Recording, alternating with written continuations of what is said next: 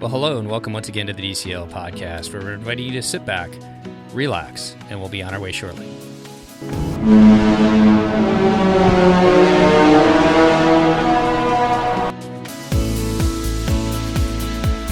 Well, welcome back to the DCL podcast, your podcast to help you and your family cruise a little smarter. And I'd like to welcome to the show, coming in and sitting in, he's like our pinch hitter for the podcast this weekend. I'd like to welcome back to the show all the way in Wisconsin. How you doing today, Chad? Doing great, Steve. Let's see how this goes and whether you ever ask me back to do this again. We had the trivia covered, so now we're training you to do the podcast episodes as well, or the trip report episodes as well. So I'm going to let you introduce our guest today because you were the one that introduced us the first time after they had their first sailing on the beautiful Disney Wonder. So they're coming back after their latest sailing. So I'm going to let you go ahead and do the honors. Sure. So thanks. So, really thrilled to come on and get a chance to talk with some folks that actually I was supposed to sail with back in March of 2020 before everything shut down. But they've now got 2 cruises under their belts and want to welcome the Miller family from California. Hey, guys. Hello. Hi. We got the whole clan with us again. Go ahead, Chris, and introduce your whole family, I guess. They'll be able to hear it. I mean, we can see you guys and everything like that, but just kind of maybe put a name to a voice. Yeah, my name's Chris, and we live in California, in like Central Valley area of California. I'm Carrie. I'm Lindsay. I'm Melissa. And yeah, Carrie and I, we've gone on 2 Disney cruises now. Our girls are both 14 and 12. We've all gone together both times. So just super excited to share a little bit of our trip with you guys.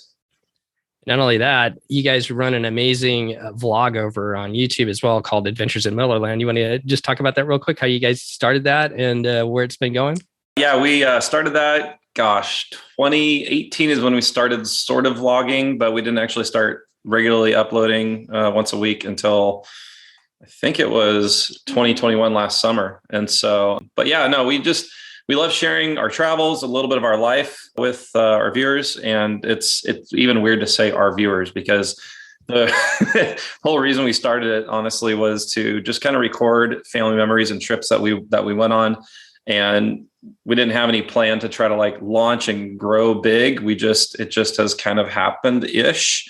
And so we're just super excited every time we get some new people subscribing and commenting, and there's a relationship built there. It's just super fun building that community and connecting with people through common interests like we have with travel and Disney and just life. I love it. So the last time we talked to you guys got off the Wonder on the West Coast. You guys are West Coast family too. So this time you guys decided to do the Fantasy, step it up to the bigger ship over in Florida. So you got to do that long trek across the country like the rest of us do here on the West Coast. What did you guys have planned beforehand? Did you guys just go straight to Disney or did you go someplace else this time? We actually were able to go to Universal Studios for 3 days. It was really, really fun. We had a great time going to both parks and the water park also. So actually, I have never been to Universal Studios in Florida. I've been to the one in California before. Where'd you guys stay this time? Did you guys stay at Universal as well? Yeah, we stayed at the Hard Rock and it was great because it's really close. It's within walking distance and it's one of the hotels that you get the express pass if you're staying at the Hard Rock automatically. And so you get like a shorter wait on all the rides. And that was fantastic. We love the Harry Potter areas on both the parks and a lot of really fun roller coasters. So we really had a great time there. We loved it. Yeah. We also got early park entry, so we were able to go in like an hour early and sort of skip the lines like before most people got there. There's still a bunch of people that were there, but yeah, before most people got there. So Lindsay and Alyssa, you guys are getting a little bit older, ready to do those big coasters that they have at Universal. What were some of your favorite rides there outside of Harry Potter? And we'll talk about Harry Potter here in a second too. I really liked the Velocicoaster was my favorite, I think, because it was really fun and it was definitely like probably the biggest thrill ride I've ever been on that I didn't hate. Yeah. And it was really fun and really fast. And it was also themed really well with Jurassic Park, which I don't generally love Jurassic Park stuff, but it was totally fun. She doesn't like anything reptilian or creepy or crawly. Nope. So you didn't like the part in line where the Velociraptor is like right in the cage with the mouth like trying to get at you? You didn't care for that part? It was kind of cool, but is You jumped a little bit. yeah. And we also started off one of our days going on it twice in a row because the first time it kind of didn't break down, but it stopped right before that second big launch. If you've ever been on it, if you haven't, then maybe you, but it was kind of funny after that second turn. Lindsay's like, yep, I don't need to do that twice again, like twice in a row again. No, thanks. I would. Yep. Alyssa, you can talk more about it. Yeah, I really like that ride. It was super fun. I think thrill rides are for me. Yep. Yeah. What about Hagrid's then? I know that's a new roller coaster too. That was amazing. And we got so fortunate. People talk about experiencing the magic at Disney. We got our own version of Harry Potter magic at Universal because both times we rode it twice. Like Carrie said, we went to the parks 2 days and then we went into the water park another day. But each time we rode it, one was at the end of the day, one was like right after a torrential rainstorm, which happens in Florida in the afternoon. Both times we got on walk on, which is unheard of. And that ride is, it's so fun. It has so much cool theming. Alyssa appreciated the theming a lot because they both love to read the books, but it sticks to the book. It has blast-ended skirts, which they don't put in the movies. It's only in the book, but they had it on the rides. That was cool. Yeah. So they're a little bit, Harry Potter nerds, and they could notice all those really awesome details they had, but it was so fun. The theming was great. And it's just like really different and fast. And oh man, I love that ride. And just throughout both lands, because they have 2 separate Harry Potter lands at Universal, one in each park that you can take the Hogwarts Express back and forth to. And just seeing the girls really love just kind of hanging out, going into stores together and seeing details that they would notice that I probably wouldn't, because I've read through the books once, but they've probably read through them like multiple times. I've read through the last one at least 20 times. Yeah. So that's how she can notice those details. Yep. Chad, any questions about Universal? No, I've been a couple times myself. So like the Millers, like we've always tried to stay at those upper level Universal hotels. It's the ability to walk there, take the boats. It's to and from those parks is really, really easy, and something that I always really recommend to folks, because the cost of upgrading to those unlimited express passes is, when you talk about what you get with Disney and Genie Plus and stuff like that, it's horribly expensive. Like it would cost you more to actually, for a family of 4, for you to actually upgrade all of your tickets than it would for the night at the hotel. It's really, really easy to get to and from those parks. So we've done that a couple of times ourselves and always do the same. But yeah, we really like going to Universal too. The Harry Potter areas to me they're amazing. The details and stuff that are there. Steve, I think I told you one time, I think I described it as, I still think of Universal as kind of the JV parks to Disney, but with Harry Potter, they've got a player who really ought to be on varsity because it's that good. The details are amazing. Yep. Yeah, I'd agree. And when you get that express pass, I really like it a lot better than Genie Plus, because you can go whenever you want. You don't have to make a reservation. You can go as many times as you want. You don't have to live on your phone all day. Yeah. So that's definitely a big bonus if you're able to get the express pass. Yeah. And one quick thing too, before we move on to our cruise, that I just really appreciated was the attention of service that we got at the Hard Rock. I'm sure it's across all their hotels. But it was super random. We were in line for one of the rides in Harry Potter, and I think it was in Hogsmeade. I got a text from, and I highlighted this in one of our vlogs, but I got a text from someone at the hotel just asking, hey, how's your day going? Anything you need in your room? And we happen to need some Keurig pods and I think a couple blankets or a couple pillows. And they said, all right, we'll be on it. Have a great day. Let us know if there's anything else. And we got back that night or that afternoon. And sure enough, those were in there waiting for us. So just that level of service was something I didn't expect, was super impressed by. Yeah. That's great to hear. I know a lot of people are trying to turn to Universal these days for a lot of different reasons, and we hope to do that with our kids as well. Well, let's turn to the cruise. This is your second Disney cruise. So you've been on the Wonder before, going on a little bit bigger ship out of Port Canaveral this time. What were some of the things that you guys planned ahead of time or were able to plan ahead of time, whether thinking about adult dining or possibly, port adventures? Did you go with Disney or did you look outside of them this time? And we'll talk about the ports when we get there, but just kind of overall big picture planning. We had several things planned. We had port adventures, all 3 stops really. Mm-hmm. And then we had, for Chris and I, we had Apollo brunch and Remy dinner. Do you want me to tell you which port adventures we did right now? Sure. Did you do them through Disney or did you? Yeah, we did do through Disney. Okay. We did. So Tortola was the first stop. We had booked tour to Virgin Gorda. Yeah. But then we canceled it after we saw that, someone's vlog, there was a snake in the ocean. Lindsay's just learning about this now, actually. Lindsay, like we said earlier, is terrified of reptiles. And so it is really helpful to watch vlogs and listen to podcasts so you can learn about things like this. So we had this planned and we were excited. And then we saw that somebody saw a snake in the ocean on that Virgin Gorda hike. Yep. And we thought, if there's any chance of that is going to be awful. So let's do something else. That will ruin our whole day. Yeah. So we decided to go ziplining instead. In the ocean? Yeah. It was on the beach and in the water. Yeah. It was probably very, very rare. Yes. But still. But we had a great time ziplining, and it was really hard because we had booked the Virgin Gorda hike, as soon as we could. And then we decided kind of last minute to switch. So we had to just continue looking at the app and trying to find those spots. And what we ended up doing was just booking 2 and then waiting and then booking 2 more at a different time, because really 4 were never available together. So that was kind of a bummer. We couldn't all go together, but Chris went with Lindsay and I went with Alyssa. And that ended up being fun too, to just have that time, to do something 2-on-2 like that. Yeah. Yeah. Me and mostly my dad, we were like vlogging a little about going on the zip line. And then because my mom and Alyssa were going after us, Dad's like, oh, we should give the camera to them so they can vlog a little. And me and my dad made a bet about whether my mom was going to drop the camera or not on one of the zip lines. Lindsay didn't trust Carrie. I know. I did. I did not drop the camera. It has a wrist strap. I don't care.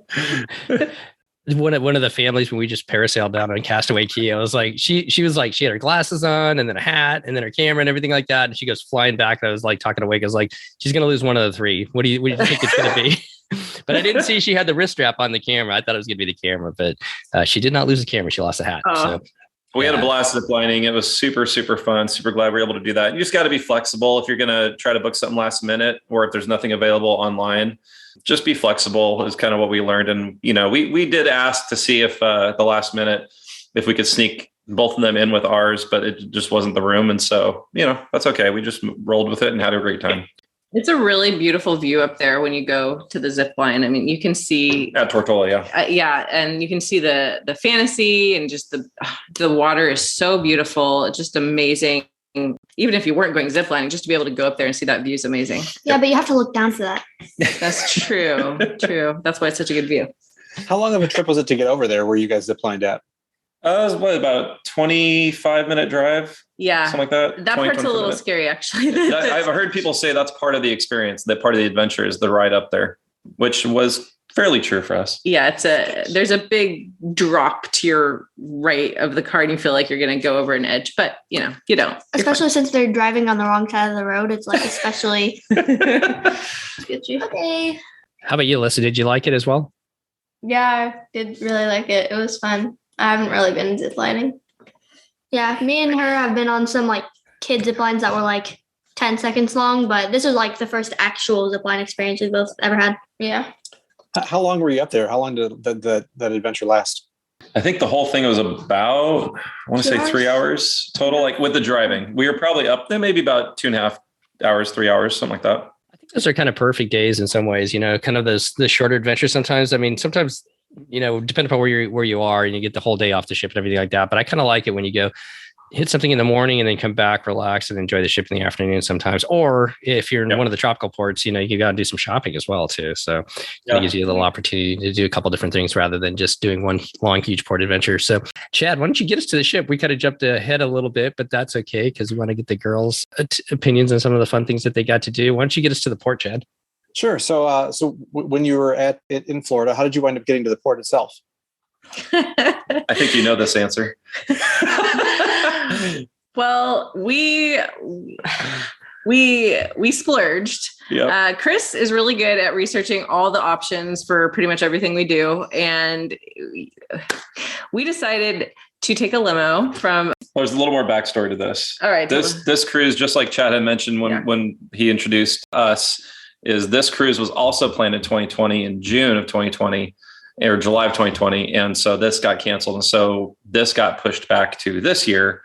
So the cruise really was like paid for a couple of years ago. Yeah. And so we decided, let's splurge on a few things. A few of those things we mentioned on the trip already, but this next splurge was a really fun one. It was a really fun splurge. And I mean, it was more than getting there another way, but it wasn't a ton more.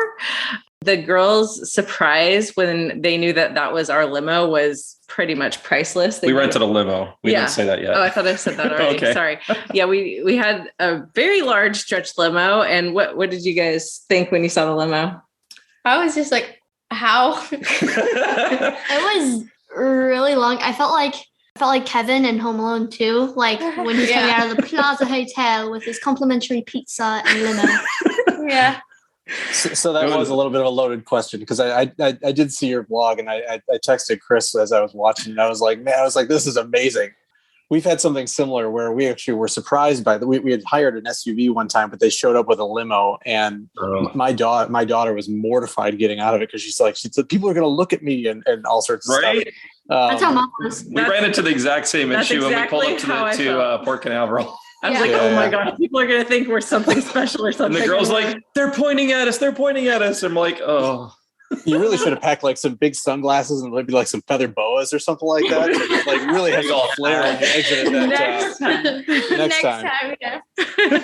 Well, after taking a limo to the port, I'm going to guess that my next question is probably kind of a little bit of a letdown. I mean, what was it like getting on the Disney Fantasy then after doing that limo ride? We went from one limo to another. No, yeah, it was super amazing. And honestly, like we got there a little early. So I was a little bit like keyed up, like, all right, we're gonna have to sit here and wait for a while, but we didn't really have to. The whole process was incredibly smooth compared to getting on the Wonder last fall, because we had to test the port last time. This time we tested 2 days ahead of time with one of those at-home proctored tests back at Universal in the Hard Rock Hotel. We did that a couple of days before the cruise. And so that was all done. All that stress was gone. We knew as soon as those were negative, like when we saw the ship, we knew we were getting on it. And that was amazing. And just kind of going through the port, all the check-in stuff was just smooth, very low, if little lines, at least for our sailing. And our sailing was fairly full from what I understood. It felt full. Yeah. So, well, compared to maybe like a third full or maybe a little more than a third full on the Wonder last fall. So stepping on the Disney Fantasy, quite a bit bigger than the Wonder. Carrie, what was that like? And Lindsay and Alyssa, what was that like for you guys when you walked into that lobby? I immediately noticed the smell of the Disney cruise ship, which I hadn't really noticed on our first cruise because it wasn't like a nostalgic smell at that point. It was just, you didn't really realize it. But the second time it's like, oh my gosh, that's the smell of vacation. And then it was just beautiful. And they said our name and we walked in and it was amazing. What did you guys think?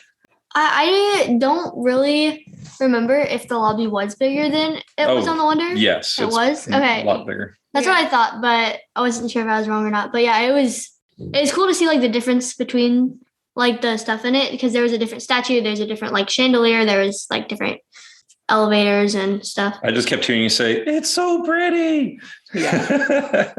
The thing I always notice really is the chandelier. I like looking at the chandelier because I don't see enough chandeliers.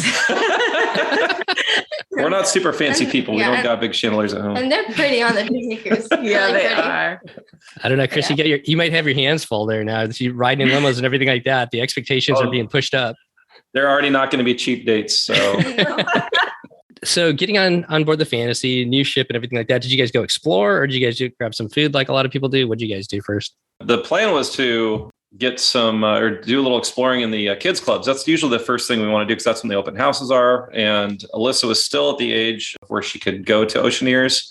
But, I think fairly quickly when she saw Edge, she really was a little more excited about that. Yeah. And same with between. So yeah, she's 12. She could go to both. Same thing with Lindsay when we first got into Edge. Lindsay seemed pretty excited, and then we saw Vibe, and then she's like, "Whoa, this is cool." Yeah, because the Edge on the Fantasy compared to the one on the Wonder, it's probably at least 2, maybe even 3 times bigger. Yeah. And it's really cool because it has like this huge window that's looking out onto the deck. Yeah, it's in one of the funnels. Yeah, yep. On the funnel. And so we started actually, we wanted to go do that. They weren't open yet. The open houses weren't ready. So we ended up going to lunch, and we didn't go to Cabanas this time. We went to the sit down, which I think was at Animators. Yeah. Yes. Yeah. And then so we did the sit down lunch, which was really relaxing. Then after that, we checked out all the kids clubs. So I know on your first cruise, you guys stayed in an inside room, which I remember you saying was really, really tight. Where'd you stay this time? We stayed in a veranda, not a family veranda, but with the pull down bed, but the standard veranda stateroom, deluxe veranda stateroom. And it was great. We just having more space, actually wanting to hang out in our stateroom is a thing that we kind of kept coming back to. We definitely noticed that. I mean, in the first cruise on the Wonder, and we did notice that we compared a lot. We talked about it a lot the first few days. This is different this way or that way, or we like it better, or we liked the other one better. But we definitely noticed that we had not stayed in our stateroom on the Wonder much because it was so small. We hadn't even really ordered room service, and we realized it's because we didn't like to be in there because it was so small for the four of us. But we really loved being in our veranda. We loved going out on the veranda, having plenty of room, having the couch, and we loved ordering room service. Yeah. I think on one of the at sea days, I just spent like half the day in there, and they have the best New York steak sandwiches ever. It's delicious. It's like really well cooked, like steak or meat or beef or something like that, with like caramelized onions, and then the bread's like toasted too, and it's really good. It's like a horseradish sauce, and it's not too spicy. Yeah, I don't like spicy, but it's good. Yeah, the thing I liked about the room was that it actually had a window. So like the thing I really didn't like about the other room on the Wonder, on the inside room, the inside room, is that like I would wake up and I would not know if it was the middle of the night or if it was like 10 in the morning. 10 in the morning. Because there's no natural light. Yeah, because there's no natural light. And I'd have to get down from the bunk bed and check the time. Yeah, for our size family, it was really nice to have the veranda and have that size. Just the room in general is larger too. So we definitely enjoyed that room. Yep. Yeah. Yeah, it's hard to beat waking up in the morning and kind of walking out on your veranda, whether you're at sea or whether you're in port, but just getting a sort of just a it's just to get a sense of kind of where you're at and a great start to the day. Sitting out there with some coffee or little pastries or something. It's always one of our favorite things to do too. And it's also pretty cool because you can like also see some cargo ships too. Off in the distance. We saw multiple cargo ships. Yep. Yeah. And like different islands that we weren't going to. Yeah, especially because we woke up pretty early going into St. Thomas because we had an excursion to go to one of the beaches there to go snorkeling. And it was really fun having to get up early. That's the one day we got up early because we had an early excursion. It was fun just kind of going out there and like we weren't at port yet, but we were sailing past a bunch of small islands leading up to St. Thomas. And that was really cool to see too. Yeah. And just remember, girls, even though your mom and dad get the nicer bed, the veranda's on your side of the room. So you actually have the veranda on your side. Yep. Well, let's run with the kids clubs before we talk about dining and stuff like that. You guys decided to go, the Edge is a lot bigger. Just for whatever it's worth, the Edge on the Wonder and the Magic used to be and I'm like totally drawing a blank. The arcade? It used to be the arcade. So they used to have a couple arcade machines in there, and they turned that into the Edge. The Edge actually used to be down in the basements or down on deck one or something like that back in the day. But so much bigger spaces, newer spaces. You guys talked about liking Alyssa, you liking the Edge, Lindsay, you liking the Vibe. Who wants to go first? You want to talk about the Edge first or the Vibe? I think I'll talk about Vibe. It was really cool because I wasn't able to go on Vibe on the last cruise because I was still 13 and I wasn't eligible for it. But it was really cool. I heard that they had a smoothie machine, which they didn't have. They have a smoothie bar. Yeah. And I saw it, but it was all like covered up. And I was like, oh, maybe they'll like take it out on like in a couple of days or something. But they never did. But I know I'm going to negatives. Lindsay likes to swing to the negatives sometimes. I know, I'm sorry. She always starts with that, but she had a good time. It gets better. Sometimes. Yeah. They had like this whole kind of like, how do you word it? Like this little down stage where you look down at like stage thing. It was different. The room was several different levels. Mm-hmm. Yeah. There was like this cool little like couch area kind of circling around the stage. And then there's a TV where you could like watch movies if there were any activities going on. I think the main thing that everyone liked to do was like Gaga Ball. Even if there is like the counselors are like, all right, it's time to do something else now. We're all like, no, we want to keep playing Gaga Ball. Was that outside on the deck? No. Oh, okay. It was around like the stage, and then if you got out, you just sat on the couch. There are these other rooms that I didn't really go in all that much, but they had like these. There's Guitar Hero. There is foosball. I think they had foosball, a couple foosball tables. There's a room for like tables. the Wii and the other Wii. video games. Yeah, I didn't really go in that area much. I just stayed in the main room. And then there's also like these little kind of portholes that you can sit in. And then there's like little mini TVs there that you can like watch something of your choice. That's Disney, of course. And then the best part was the sun deck. I think it's called the sun. Yeah. Yep. And it was really, really cool. They had a bunch of like jacuzzis that people could hang out at, and they were just for you guys, right? Yeah, Like no one else could go there. And during the open house, it wasn't open. It was only for Vibe kids, and it was really cool. You can look down in there and see it up on the front of the ship, which is pretty amazing. On the longer cruises, my sons have been able to kind of make friends with bigger groups of kids. Were you able to do that, Lindsay, or did you feel like you were able to make a group of friends while you're on board? Definitely. It was the main difference for me between like the Fantasy and the Wonder was making friends, because on the Wonder, it was only a fortnight and I didn't hang out in Edge all that much because it seemed like everyone already knew each other, because I think they're all from this one big group. And I was kind of like an outsider, so I didn't really hang out that much. Plus, it was a shorter cruise. And also, it was a low capacity cruise. Yeah, it was also low capacity, so there weren't many kids there. But at Vibe, there were a ton of kids, and we kind of like made a group pretty quick that I hung out with a lot. Like after dinner, since we had a late dinner, like I was always kind of late to hang out with them. Didn't you guys make a group chat? Yeah, we made like a group chat on the Disney app, and we talked about like, oh, when should we like hang out? And one time we even went to lunch together at Comanda's, and it was really fun. I love that. It seems like the longer cruises, you have more luck with that type of stuff as far as, making it. And the shorter cruises, I feel like a lot of like families cruise together. So you have these like bigger groups and whatnot. So how about you, Alyssa? What was your experience like in the Vibe? What were some of the things that you enjoyed doing there? It was pretty good. I liked it, but it wasn't like, I didn't really make any friends, but I did spend a good amount of time there. Like, there's some pretty cool activities there that I did like, that I played. What were some of the activities you liked? One of them was the Ultimate Challenge, which was like a scavenger hunt all around the ship. Like, for example, like take a selfie with Walt Disney, like a photo of him, and take a selfie with Soft Serve, and have 3 crew members say "Have a magical day" in different language, which was pretty cool. Did you do heroes and villains? That's one of my son's favorites in the Edge, where it's kind of a competition between the two groups. Yeah, I think so. I was meaning to participate in that, but I just never really got to it. I was in villains for both Edge and Vibe. I never really participated in it for any of them, but the heroes won in Vibe, and then the villains won in Edge, I think. But I heard it's supposed to be really fun, and I was going to do it, but I just never got to it. It is interesting. We always have been talking about how there's so many things and we want to do most of them, and then we don't end up doing all of them. So, but that's good that there's too much that you can't get to all of it. So you have to cruise again. Yep. What if that's by design? I don't know. Okay, so just to kind of finish up, sure it is. Just to finish up on the kids clubs. Any advice you guys would give other kids if they wanted to go spend time in the Edge or Vibe? I think I would say just like don't be afraid to make friends, because I mean, yeah, it is like sad if like you have to leave, but you can always like stay in touch and like get their phone numbers if you have a phone. Like even now, like a month I think after the cruise, like we all text like regularly in the group chat.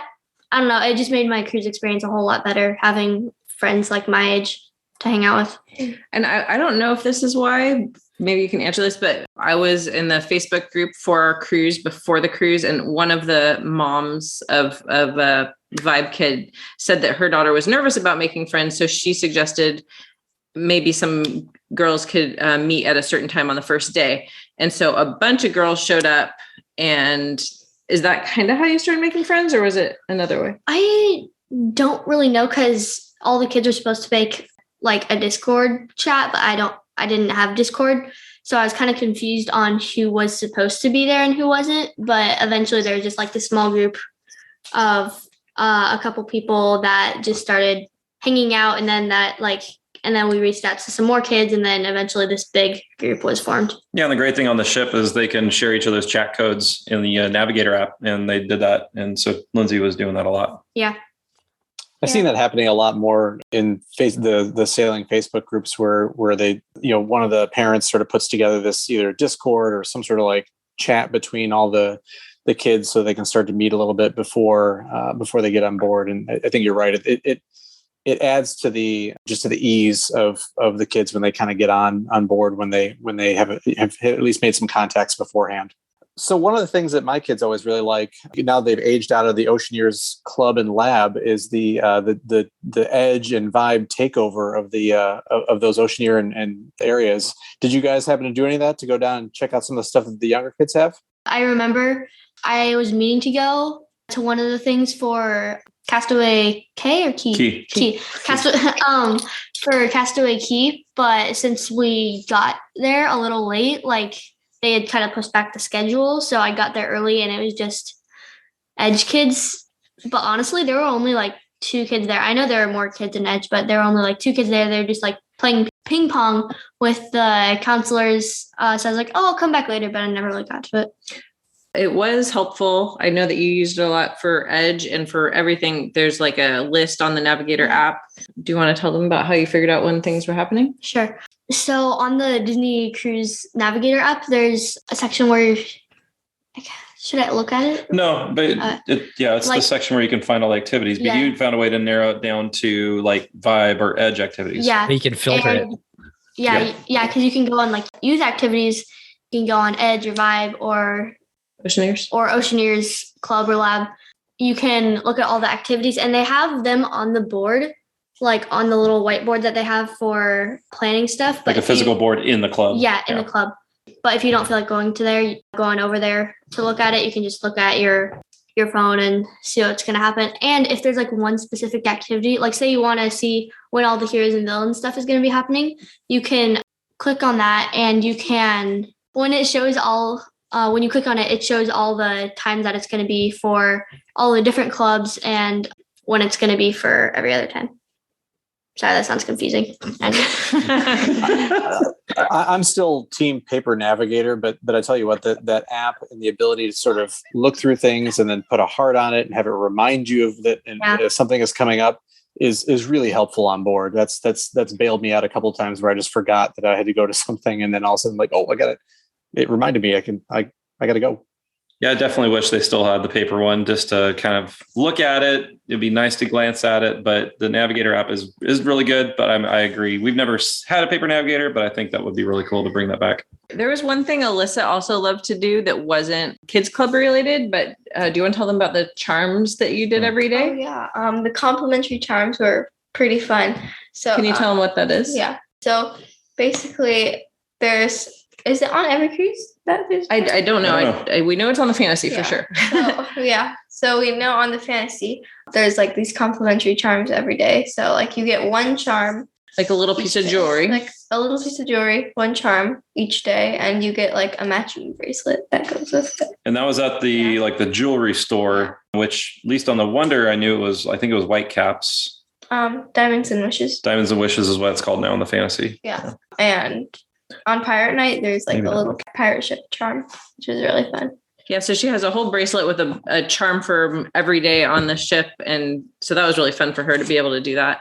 Besides the clubs, then what were some of the things you guys were looking forward to doing, getting back on a Disney ship as a family, or maybe just yourselves, Chris and Carrie? Well, just being on vacation in general, of course.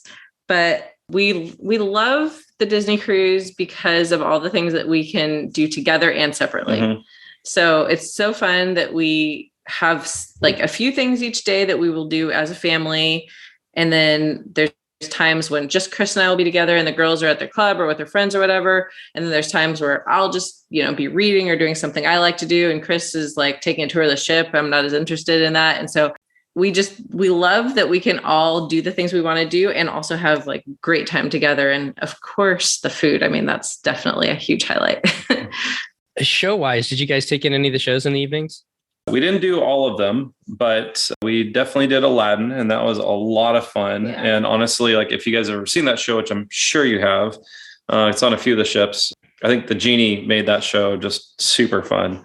The person portraying the genie, but that character just made it incredibly fun, even though we knew the story really well. But they did a good job adapting it to the stage and also to like a 60-minute window. There was also a magician that we saw, Eric Jones, who I guess he had been on America's Got Talent and some other shows, but he did a great job. That was a lot of fun. It's like an up-close magic. And we did see Frozen as well. There was another show. I can't remember the name of it. It's one of those, as you call them, the one where the 20-year-old actor portrays a little girl or something in the show. But it's usually just a review of a lot of different Disney IPs and movies and songs all meshed together in a show. And we didn't end up going on that one. Or going to that one. I agree with you. The genie makes that show for Aladdin. We've seen it a couple times. The first genie that we had was just phenomenal. The guy was hilarious. Just knocked it out of the park. Second one was good, but that first genie that we had on there was really, really amazing. And he really does make the show. Yeah, it's cool because like in the original Aladdin, like they make a bunch of jokes that was like relevant for the time that it was made in like the 90s or the early 2000s. Yeah, that I mostly didn't get. But on the ship, he made like a bunch of jokes that applied to like contemporary jokes. Contemporary jokes. And it was really funny because I got the humor a lot more. And it's really cool. So I know that one of the passions you guys have is sort of dining reviews and things like that. New set of restaurants on the Fantasy versus on the Wonder. So why don't you talk a little bit about kind of your dining experiences and kind of what you thought? My favorite restaurant on the Fantasy was definitely Animator's Palette. It was a lot bigger, and one of the other main differences between the Fantasy and the Wonder, especially since like on the Wonder, like a lot of the COVID policies were still in and there weren't very many people on the ship. But on the Fantasy, you could tell like even from like when we were at lunch, it was already like a whole lot more people there than were on the Wonder at dinner. And there was just a lot more people like at the dinners, and it just added to the energy. I mean, in some ways, of course, it's not as great when it's more crowded, like when you see the pools and things like that. But it's nice when you're in a restaurant and it's full. I mean, it just feels like that's kind of how it's supposed to be. It just felt a lot more exciting. There was one couple things I noticed when there was like a show or something happening on screens, like in Animators, for example, like just having more people respond or react, like when Crush is coming around to do his, crack his jokes. It's just funny to see all those things with more people there. But even more so, like if there was, some servers celebrating someone's birthday at a table, just having more people there clapping, like singing along or engaging with that was just that added to the energy, where we didn't really experience that on the Wonder last fall when it was a lot more lower capacity.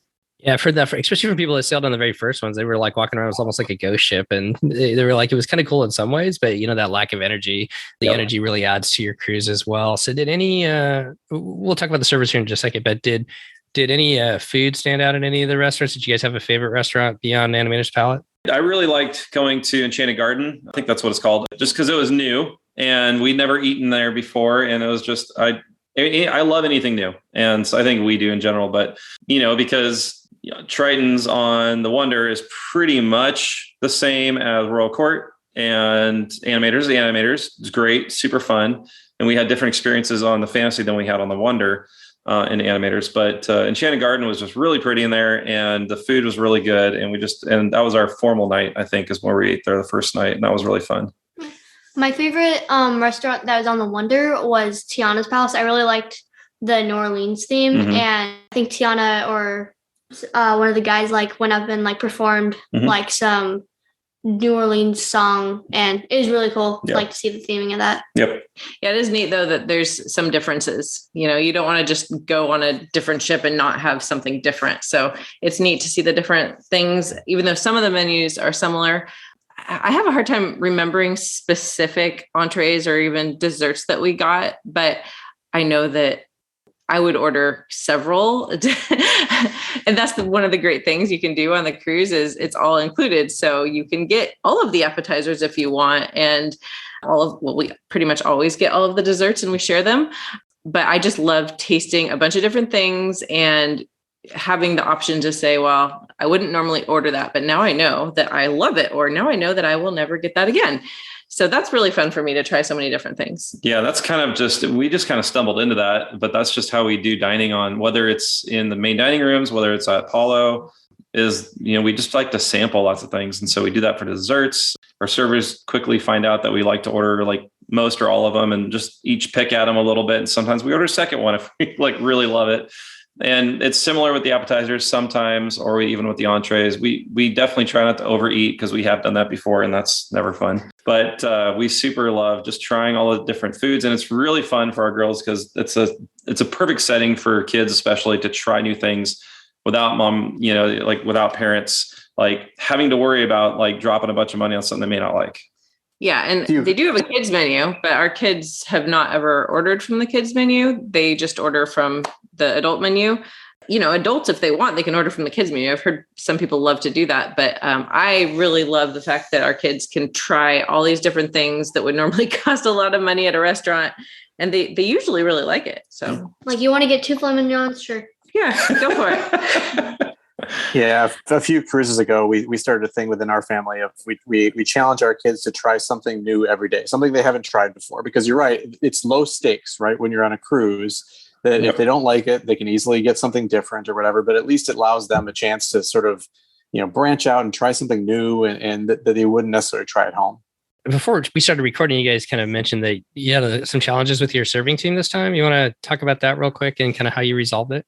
Yeah, well, I wanted to talk about.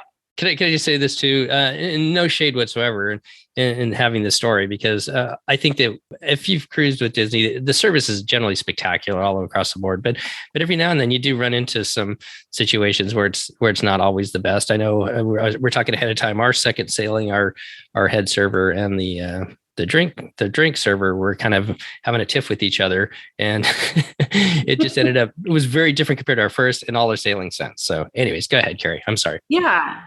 I'm always in like the different Facebook groups for Disney cruising. And since we had such an amazing experience with service on our first cruise, I mean, so much so that it was the highlight of all of our cruise. Like Alyssa, who at the time was 11, when we asked her afterwards, what was your favorite thing about the cruise? She said the service. She loved our servers. She became it was like their family afterwards. So that's pretty high expectations, but also just says a lot about the service. And I know I wasn't expecting to become family members with the service team or anything like that, but that's kind of Disney's standard, is excellent service. So every once in a while, I'll see someone post something on a Disney cruise line where they say they didn't get good service. And a lot of people get confused. Like, really? Are you sure? Are your standards just too high? Does that ever actually happen with Disney? So, and I've always felt that way. But then our first 2 dinners, we just kind of felt ignored by our service team. The food came cold and they didn't check back with us. And I could see that they were really working hard with so many tables. And so I just thought, okay, maybe because they're so busy, they have more tables than normal. I wanted to give them the benefit of the doubt as much as possible. But we just finally realized, you know what? I feel like we should just see what we should ask guest services what we should do, because especially because we have our vlog, I wanted to be able to tell people, what to do in that circumstance. So we just told guest services, we think they're working really hard. We appreciate them, but we don't feel like they're giving us the level of service that we expect with Disney. And so they ended up switching us to a different service team. And the management of the restaurant was really nice. When we first sat down with our new team, they brought us, Chris and I, champagne, and they brought the girls apple cider. And our new team was great after that. So I'm not sure what happened with the first one. I think one of them actually ended up being sick, and then they got replaced by another server. But it's just kind of good to know that you can always go to guest services. And I always really have a hard time complaining because I feel bad, but I just thought, you know what, we want to see what will happen if Yeah. And you have the perspective, Carrie has a perspective of being a server because she was a server at a restaurant for a long time. Yeah. I worked in restaurants in lots of different positions for about 10 years. And so you have both that compassion and sympathy for what servers have to go through, but at the same time, she also knows what good service is and what it isn't. Yeah. It wasn't just average service. It was like kind of bordering on bad service. And but they fixed it when we told them about it. Disney fixed it, and we had a great time after that. I think in general, Disney will try to make it right. If you've got something that's going on, we've had some times where we've talked to guest services about something, and then you'll wind up getting kind of like some chocolate covered strawberries in your room or something like that if something's not quite right. So, generally they'll try to make it right and make sure whatever you've got going on. And good to give them the feedback too, just all the way, whether they're doing something really good, which is important too. And then, like you said, Carrie, if you're not getting the service you think you should be getting, it's good to get that feedback. And I'm glad that they were able to get you a new service team, and the cruise went much better from there. Anything else that you guys did on the ship before we talk about Castaway Cay and I think St. Thomas quick?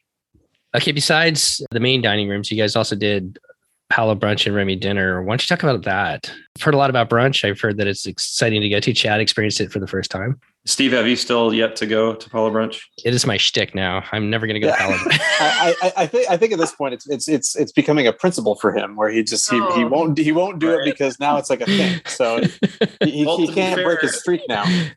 To be fair, I just listened to the podcast from when you guys went on your recent Wish cruise, and snorkeling or not even snorkeling, scuba diving with sharks sounds pretty epic compared to the rest of the crew that I guess we're doing Palo Brunch. So I get that one, but Palo Brunch was just as amazing. If not, I think we thought it was maybe a little bit better on the Fantasy than it was on the Wonder. And what we experienced on the Wonder was so good. Our time in Palo for brunch was incredible. And then we also, like I said, we did Remy Dinner, which I think that was one of those like extras that we had planned on because the cruise was paid for a few years ago that we probably wouldn't have done otherwise. So that was for us possibly like a one-time experience, but it was phenomenal as well. Yeah. I think before we had ever cruised, and like I said, Chris is our researcher and he watches lots of vlogs and listens to lots of podcasts and things like that. He wanted to really do Palo. And I always thought, well, all the other really fantastic stuff is included. Why would we want to do that? I mean, why would we want to spend $40 extra each? 45. $45 each plus tip for brunch when we can have amazing food elsewhere. I mean, that's fair. Yeah. So it's not necessary, but it is amazing. It is worth the money. It's delicious food, excellent service, beautiful view. I really love going to Palo for brunch. I mean, the food is just phenomenal. I mean, the food everywhere is, but it's even better. Yeah. And then Remy is like probably the best meal I've ever had. You have several courses.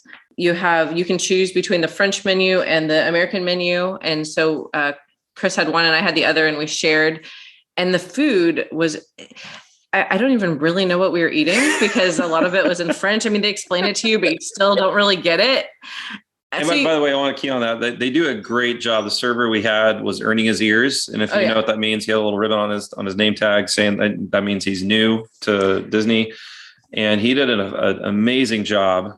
Just help letting us take our time to enjoy what we're eating, but also really doing a thorough job explaining in a really good way, like what we were eating. Cause we look at the menu, we're like, what is that? What does that word mean? Cause it's in French or whatever. And yeah. So that he did explain it well, but of course at the same time, he has a very thick accent and wearing a mask. So it's kind of hard to understand, but in that level of fine dining, the food's going to be good. Yeah. So you just go for it. And it really was delicious. There was one thing that was like, the fish, and I'm not a huge fish person, but this was like it was the Dover. No, not Dover. It's the one where it's the like ice fish. It's like underneath a glacier, like really deep water glacial fish, and it was just one of the most amazing things. Things I've ever eaten. It was so good. Yeah, so we really enjoyed Remy, and it was definitely an experience. And I ended up doing. The way it was explained, this is the one area where I didn't fully understand because on the, I want to say French menu, you get an Australian Wagyu portion of beef, I think 2 ounce. It's small. We still shared it.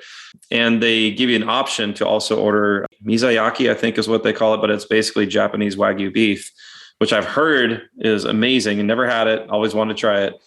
And the way they explained it was, I thought that I can order a sample portion of it for 2 ounces in addition to what we got. And I didn't seem like it was too much more. It ended up being $60 more. So cautionary tale.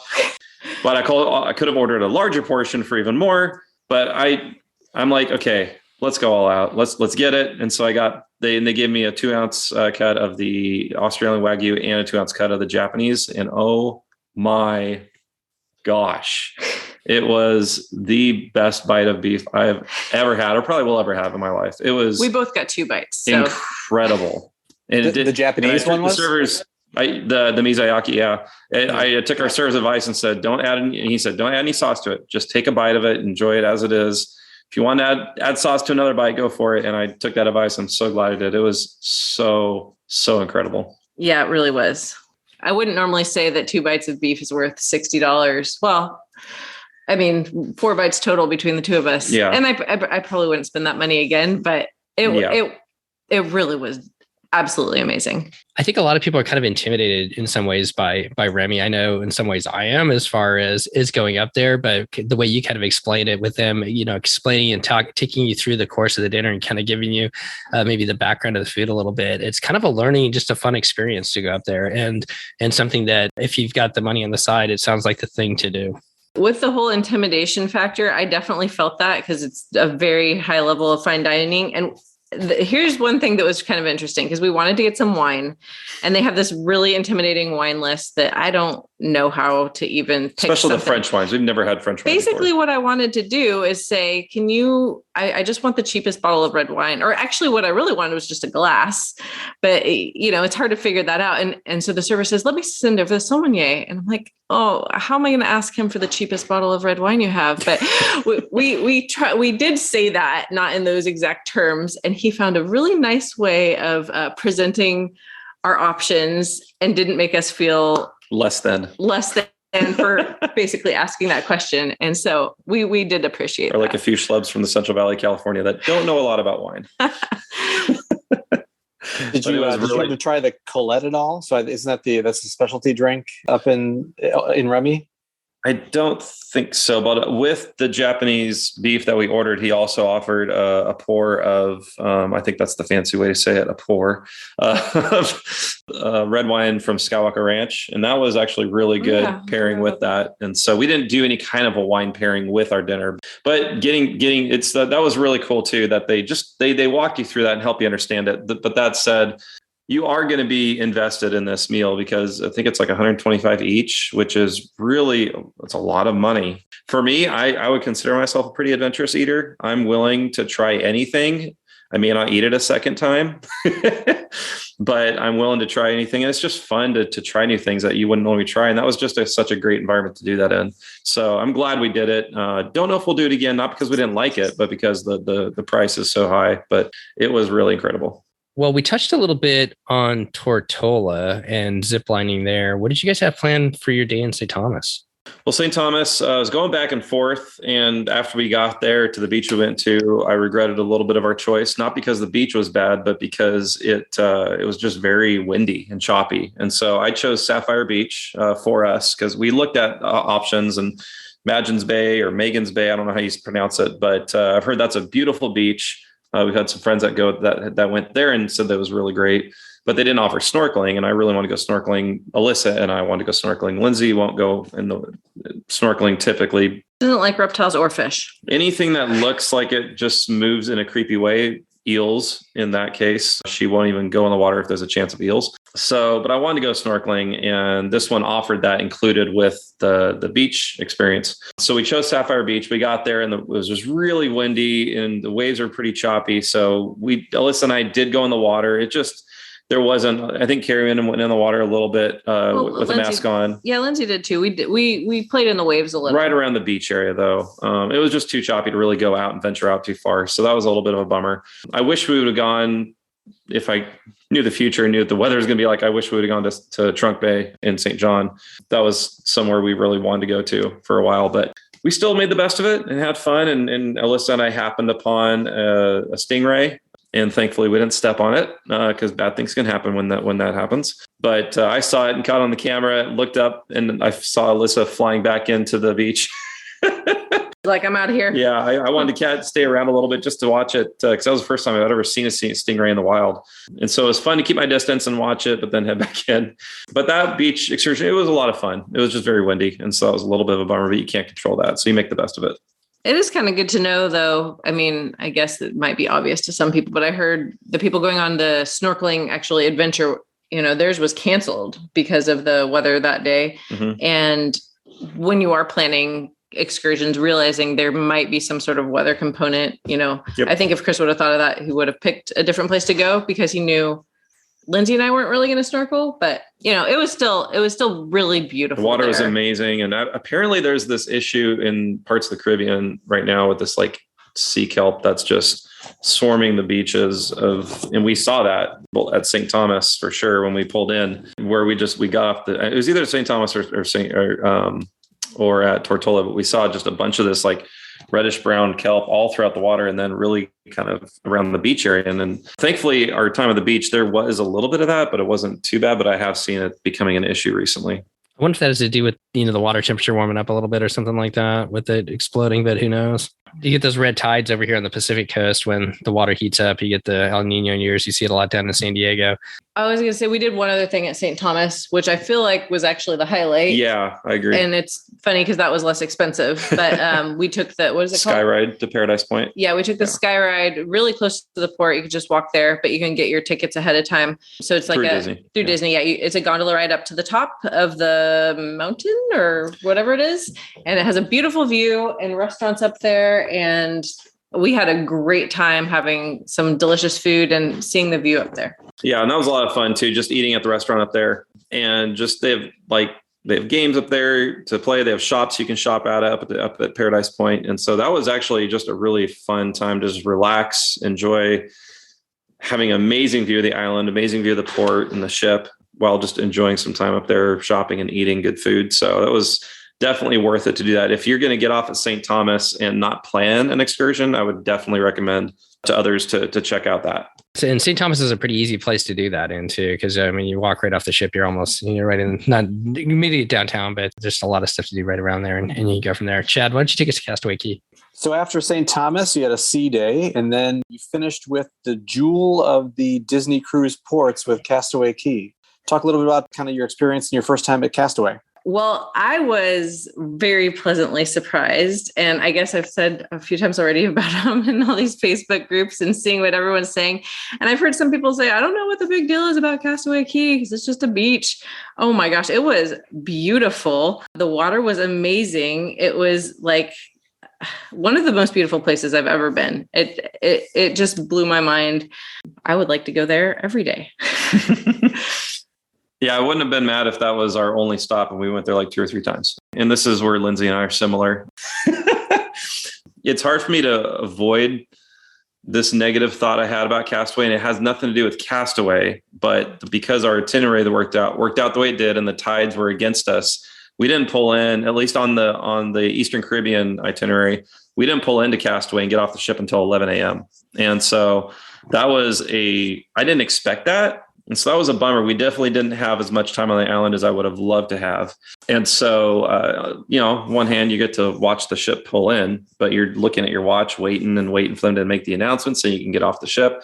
And Alyssa and I had booked an excursion or port adventure on Castaway with the stingrays. And so we did the stingray feeding and snorkel, which was super, super fun. If you just want to book something at Castaway and you're not sure what you want to do, and you're okay with stingrays coming right up to your legs and brushing past you, which for some, including, our oldest daughter, Lindsay, would creep the heck out of them. Alyssa and I did that, and that was so fun doing that, just experiencing that. But our time was 11:15 and we got off the ship at 11. So we weren't sure if it was going to happen. Thankfully it happened. But the way the day worked out was we did that. We went over to find where Lindsay and Carrie got us some beach chairs, lounge chairs on the beach. And then Alyssa and I went right into the water, went snorkeling, hunting for all the cool things where all the buoys are that Disney's placed in the water there. And by the time we got out from there, I didn't realize what time it was and how close to the barbecues were to shutting down. Lindsay and Alyssa thankfully got in line at one of the barbecue spots. I had it in my mind, I wanted to go over to Serenity Bay because I wanted to see it. I wanted to enjoy the barbecue over there. And by the time Carrie and I got there, it was shut down. Serenity Bay, the adults only area. The barbecue there was shut down. And then we're hungry. We get back on the shuttle to go back to the other ones. And by the time we get back there, the barbecue joints were shut down too. And so we didn't get to enjoy any of the food on Castaway, except a bag of Lay's potato chips I got at one of the bars, some fruit, and some soft serve. That was our lunch. Yeah. Well, I mean, like he was saying, sometimes him and Lindsay, like they hone in on the negative part that happened. So that was a bummer, but I mean, it was still, they had spent all that time in the excursion, and then they spent a really long time snorkeling, which I think that they really enjoyed. Lindsay and I had a very leisurely time on the beach. We were actually the first ones because we ran from the ship because we wanted to get shade and chairs, and we ended up being really the first ones in the water. So it was like, we really enjoyed the beauty of the water and playing in the water and hanging out and reading. And we had a great time. And I guess I didn't realize how good of a barbecue we were missing out on because I wasn't as bummed about it as Chris, but I loved Castaway. I want to go back there. I loved it too. I want to go back there because there's so much. We didn't do the water slide. We didn't try the barbecue. So there's definitely things we want to go back there to experience. And while I was there, in my head, I was just like, oh, this was like the worst experience I like, but then like I separate from that moment and I'm like, it was amazing. Like, it was like, yeah, we missed the food. Yeah, we didn't get to do everything, but it was still so incredible. Just the water is so clear and just all the options they have for you to do there. It was incredible. We definitely want to go back. Yeah. I love how they have like I guess it's a man-made reef. So the area where you can go snorkeling and just play in the water is huge. And the water is just like the perfect temperature. There's a bunch of lifeguards everywhere. So you feel very safe. Like Lindsay even attempted snorkeling just a little bit because she knew it was like pretty safe there. So it is way more, it's just a great place to go. So if I see a lot of people asking about, is it really worth it to go to Castaway? And I'd say, yes, definitely. Yep. Just make sure you know what time the barbecue's at. Yeah, 2:00 I think is the shutdown time, and I think they even pushed the regular barbecues to 2:30, which we just missed. So, I've never known a day to go shorter than every day that I'm on Castaway Cay. It feels like that every time. And I think you called out something that I don't know that I've heard a lot of people talk about in the past. That Eastern, because you've got a haul so far. So on the way out, you have 2 sea days, right?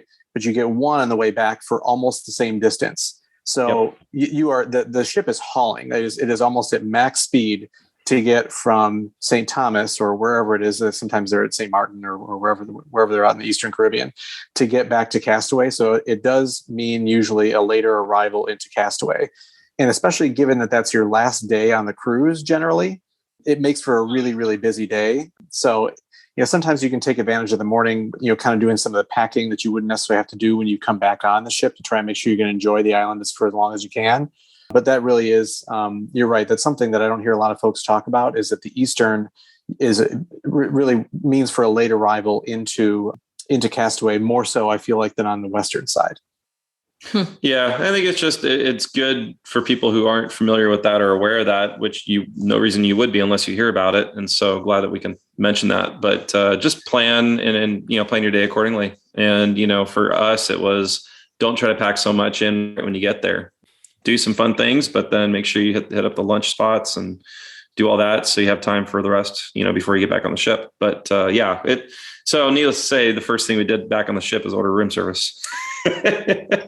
I think that steak sandwich that Lindsay talked about was one of her favorite things on the ship. For the room service menu, yeah. Yeah, she loved, I think 3 times she ordered that steak sandwich and she loved it so much. It was really good. But it also makes me think about the type of itinerary we go on next time we do something out of Florida or, anything in that region that goes to Castaway. I would love for Castaway to not be our last day. I think that would make it a little bit as Disney likes to say, more magical in the sense of just really being able to enjoy that day, pace it, and just enjoy taking our time and not worrying about what we have to do that night and pack or anything like that. And so, and then also, maybe doing something where it's not such a long haul to get there the day before. So you guys are making me think, because I'm starting to make my list of room service things next time I get on board, because I've been now I got the steak sandwich. Someone else on the show a while back was talking about the BLT. So I got my list now of things I gotta try. Key lime pie, cake of the day, you name it. There's all sorts of things that you can go wild on. Don't Mickey forget bars. the cookies also. Yeah, Mickey bars. we honestly haven't had the best luck with the cookies. Oh, okay. Maybe it's because Carrie is and our girls are such amazing bakers when it comes to cookies. Aw. But both times, once on the Wonder and once on the Fantasy, we got them. They just felt like they were kind of a little bit overcooked and not the best. So I've heard such amazing things, and maybe we're spoiled with just what they do. But there's so many desserts. It definitely wasn't our favorite, but there's lots of other great. We do love the key lime pie, the Mickey bars, the cake of the day. Yeah, there's lots of good stuff. We just rarely get room service. I never want to sit around and wait for it. So I just wind up running up to the pool deck and grabbing whatever they've got up there. And we did a combo of that, but I think every port day after we got back on the ship, we hung out in our stateroom for a couple hours and ordered room service and just relaxed, took showers, which going in the summer, that makes, I get it, because we got really warm and hot and sweaty. And so it's good to take that break and that breather. But it's also great on the 7-night cruise, at least the Eastern Caribbean itinerary, you have those 3 at-sea days to also explore the ship. And so we didn't feel the pressure to have to get out from our room right away and go back out and explore the ship. So it was a great balance of enjoying a room, exploring the ship throughout the cruise. Yeah. We still didn't get to do everything we wanted to do, though. The one that you were talking about that you wish we would have done more was what is it called? Serenity? Or not Serenity. Adult area of the Cove, and then Satellite Falls. Falls. I got to enjoy that on our last at-sea day. Or no, it was on Castaway. After being in a stateroom, I'm like, I got to go up there and just enjoy that area a little bit more. So I went up there, took a dip in the adult pool, went up to Satellite Falls, and just enjoyed that. And I think we both went up there later that day to do that, just so Carrie can experience it. Yeah, he showed it to me basically the last possible time we could go, and I loved it. And I was like, why did I not do this sooner? Because that was so much fun, so relaxing, and there's hardly anyone up there. And it's right at the very front of the ship, which was amazing to catch those views as well. Yeah. So one hot tip to be a little bit negative though too, when you're doing those sea days up there, it gets really windy. Just as an FYI. So, that's you were up there in the perfect time on Castaway Key or maybe one of those days when things are the ship's going a little bit slower. Yeah, I like it on Nassau days because especially if the ship winds up backing in, you can actually sit up there and kind of watch other ships kind of come into port and stuff like that. But Steve's right. On sea days, it is windy up there. So if you can get up there when the ship is staying put, it's a perfect time to be up there. It's a great atmosphere. Yeah. And going from Castaway back to Port Canaveral, we weren't hauling that fast, so it wasn't too bad. The only other thing that we didn't really talk about was Pirate Night. Did you guys do anything for Pirate Night? Did you go to the party?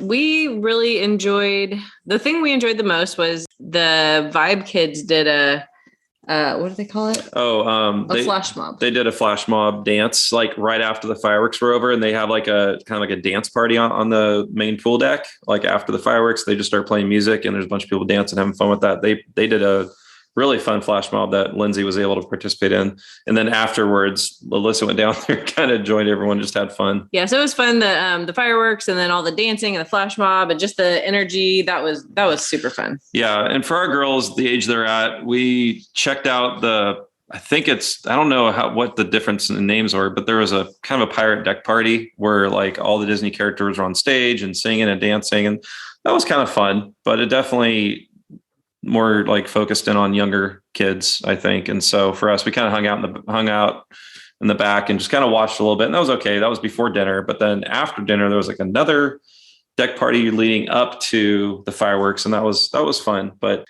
we hung out on the top, I think it was the 12th deck, to watch the fireworks. And that was really great. Did they bring back the pirate buffet that they used to do after that? Is that back now? They did have that, and that's in the adult district area, I believe. We didn't go. I don't think we went down there for it. Maybe we did see something one night when Carrie and I were hanging out in the adult district. We went to the Skyline Bar just for a little bit to hang out, and when the girls were doing something else, we did see a little bit of food there. But I've heard that's where the pirate buffet is. We didn't do that. Since we did second dining, we weren't hungry at all for a buffet afterwards. We passed through it. So they used to have it in Cabanas, but it's possible they moved it down to the adult district now. Because we've actually, in the past, we've taken like the elevators up through Cabanas, which is like another weird quirk of the Dream Class ships. Like we'd go through there and find like watermelons that are carved like skulls and, cool stuff like that. We didn't see that. But you're saying we're usually second dining and we're nowhere near wanting more food by that point. And the pirate menu was our first time doing the pirate menu because they didn't have like the full on pirate night in October on the Wonder. They had a different type of menu that night. And so this is our first time doing the pirate menu. And there are some aspects of it that we really liked. There was others that were like, yeah. But I've heard other people talk about it. We've both heard people talk about it, not with the most glowing terms, but I think it's possibly because it's likely going to be on every cruise you go on that has any kind of pirate night. And so I get that, but it was still pretty good in spite of that. I thought it was really good. Yeah. I've heard a lot of people say they don't like it. And so I was pleasantly surprised. I thought the food was delicious. I find that I'm that same way too. A lot of things people don't like. I enjoy it. So going to do it with an open mind. I love that. Well, as we kind of finish up here, you get a lot of pluses and minuses of sailing out of Florida versus the West Coast, a smaller ship versus the bigger ship. You've given us a lot of, good thoughts about what it's like to sail on the Fantasy, especially on the 7-night itinerary. What advice would you guys give, thinking back at it now for people, sailing on the Fantasy for the first time on one of the bigger ships from what your first experience was on the Wonder? Sailing out of Florida was great. I've always wanted to go up that escalator into the terminal lobby of, just seeing everything. And so that was super fun to do that finally. And so, but, for the most part, you're going to find bigger ships going out of there, especially nowadays. But I think the plus of the bigger ships is that there's just more to do. The challenge is there's a lot more to navigate. And so if you're new, on one hand, that's one of the things I think I loved about the Wonder is that after you're there for a day, you get a really good feel of where things are at and how to get around. It's easy to get around the ship. Whereas the bigger ships, at least our time on the Fantasy, they're definitely, you had to set aside a little more time to get from point A to point B, depending where you're at. For the most part, it was really fun with some of the extra options, especially with the kids clubs being a little bit bigger. I know there's something about the Wonder that it just, possibly because it was the first cruise we went on, but I loved it. And I'm looking forward to going back on it. In October. I would say don't plan something every single day. Mm-hmm. You don't even have to plan anything. You don't have to sign up for stuff, especially if it's your first cruise. You can just have a great time with everything that's included. We did on this last one, we did wine tasting, we did massage, we did a lot of stuff and it was good. Especially the massage. Yep. But there's also, like I said, I wish I would have been able to go to that adults only area more and just hang out and just like relax. So my advice would be just see there's always something fun to do. You don't have to have like all this planning done. Yeah. Don't have the FOMO. Enjoy those quiet moments too. Go and read a book, maybe possibly, or just enjoy yourself in the sun. Mm-hmm. Yeah. Chad, any final thoughts thinking about their cruise? No. I'm glad you guys had an awesome time. That Eastern Caribbean itinerary was my first cruise, so I've got a lot of love for that. Those 2 sea days to kick things off are fantastic. It does get a little busy on the back end when you start talking about all the things that happen, but just one of my favorite itineraries for sure. So I guess the cat's out of the bag. You guys have something planned for this fall. What's next for you and your family, Chris and Carrie? Yeah, we haven't said anything, at least as of the date of this recording on our channel, but we're going on the Wonder in October. And so doing another one we did last October. So we're excited to see the difference between when it was much lower capacity, when probably it's going to be more normal now. We're doing a little bit of a different itinerary. And so just looking forward to that. And we're not planning as much, but you'd be proud of us. We're doing Palo dinner. And we're not doing brunch this time around. So we're excited to try Palo dinner. I think that might be one of the few things we have booked. And well, the other really fun thing about that trip is after we get off the ship, we're going to take the train up to Disneyland and we're going to go to Oogie Boogie Bash. So that's going to be super fun. And that's kind of something I picked up from Chad, because that's what they did, something similar. They went to Disneyland after their last cruise on the Wonder. And so looking forward to taking that trip. And Chad, you'd be proud to know that we got business class booked. So big fan of that train. We talked about that a little bit ago. Yeah, we had a really good time on that train. It's you get so sit on the because it's going north, so you want to sit on the left side of the train. You get a great view of the coast. There's all kinds of people out there surfing because the surf was really kicking that day. So just it felt like miles of surfers just kind of doing stuff. So it's a fun trip, really easy to get to. I mean, it's super walkable from the terminal there in San Diego. So just a couple block walk. And like I think I was texting Steve as we were getting off the ship. We were panicked because we had a little bit of a late getting off the ship, and then our train was at 10 something or whatever it was. So I was panicked we were going to wind up missing it, but we got there in time and everything's fine. But it's if you're going to go from San Diego up to Anaheim, it's a really easy way to get there. That's cool. Yeah, we're excited about doing that. Well, Chris and Carrie, it was so much fun catching up with you guys again. I'm glad you had just an amazing time on the Fantasy over there, and were able to experience the Eastern Caribbean this time. I want to give you a chance for people who want to follow along with you and your family's adventures. You guys do so many different things, from going to Maui to Disneyland to I love it when your vlogs come up. And now on the Fantasy, you've got a lot of the stuff up from the Fantasy and time at Universal. So if people want to follow along with you, how can they follow along with you and your adventures?